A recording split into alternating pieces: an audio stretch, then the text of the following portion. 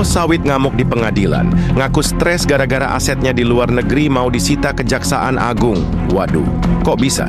Kejagung makin beringas.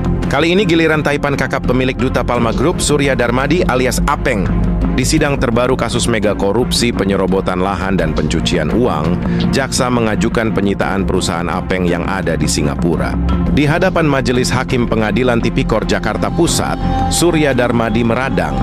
Dia mempertanyakan mengapa jaksa tetap ngotot menyita perusahaannya. Mendadak bos sawit ini langsung gelisah. Yang mulia, kasus saya kan sudah inkrak. Kenapa masih disita? Stres, ujarnya. Sindiran tajam yang seolah diarahkan ke jaksa yang terus memburu hartanya. Jaksa menegaskan ini bukan penyitaan sembarangan. Mereka punya bukti dan sidang belum selesai. Yang disita sekarang adalah objek yang berbeda dari perkara sebelumnya. Aksi Kejagung ini menunjukkan komitmen nyata tak ada tempat aman bagi harta hasil korupsi. Setuju nggak kalau Kejagung terus sikat semua aset koruptor sampai ke luar negeri? Ketik sikat habis. Kalau kamu muak sama drama koruptor ini.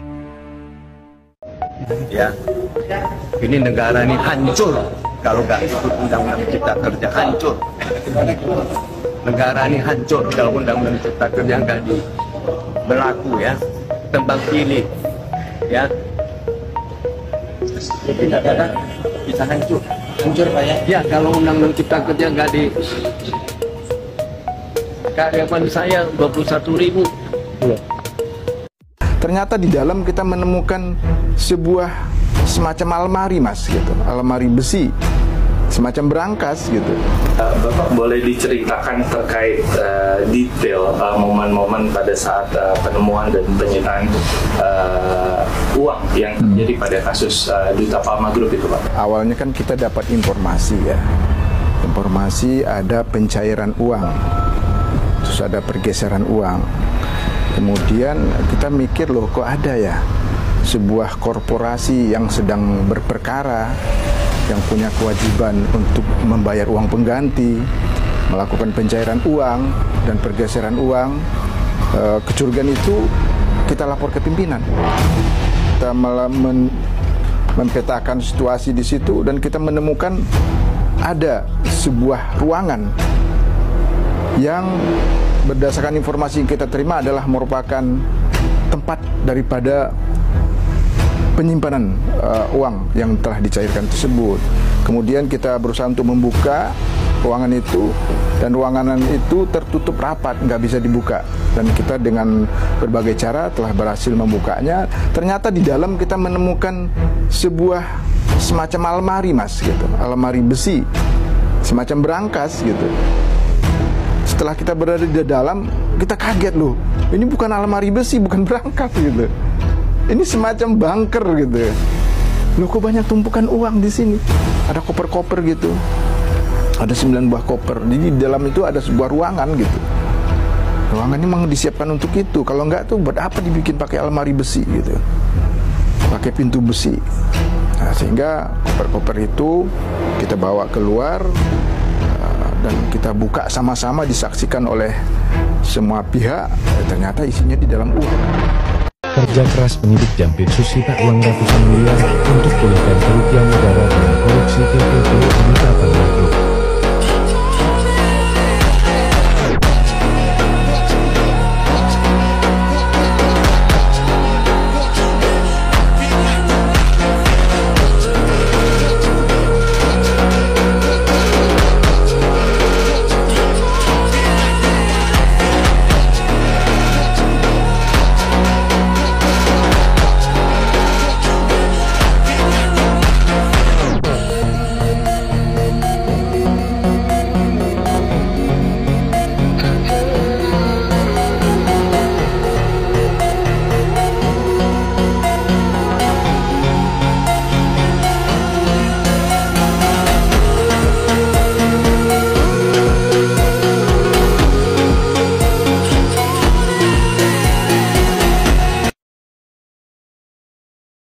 Anak Surya Darmadi jadi buronan, ikut main di uang haram sawit.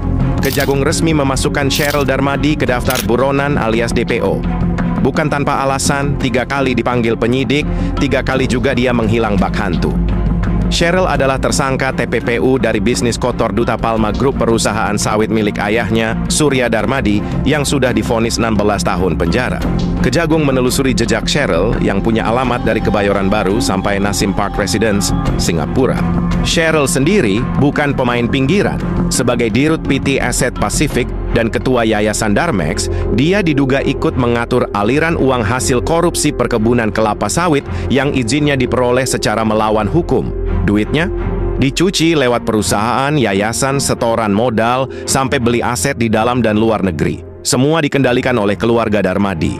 Dari bapak sampai anak, satu marga menguasai lahan, menggerus hutan, merampok uang negara lalu lari. Cheryl harus segera ditangkap dan diadili. 200.000 hektar lahan hasil korupsi PT Duta Palma kini resmi diselamatkan oleh Kejaksaan Agung RI. Lahan yang sebelumnya dirampok melalui tindakan pidana ini sekarang diberikan kepada Kementerian BUMN untuk dikelola dan dimanfaatkan bagi kepentingan negara dan rakyat.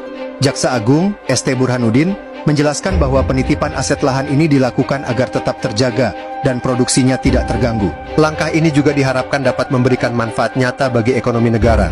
Menteri BUMN Erick Thohir menambahkan, penyerahan aset ini merupakan tindak lanjut arahan Presiden Prabowo Subianto yang menekankan pentingnya penindakan tegas terhadap korupsi. Kementerian BUMN pun memastikan tidak akan ada improvisasi dalam pengelolaan aset ini dan produksi akan tetap berjalan sebagaimana mestinya. Ini adalah langkah konkret untuk memanfaatkan aset negara yang hilang demi kesejahteraan rakyat dan pembangunan yang berkelanjutan.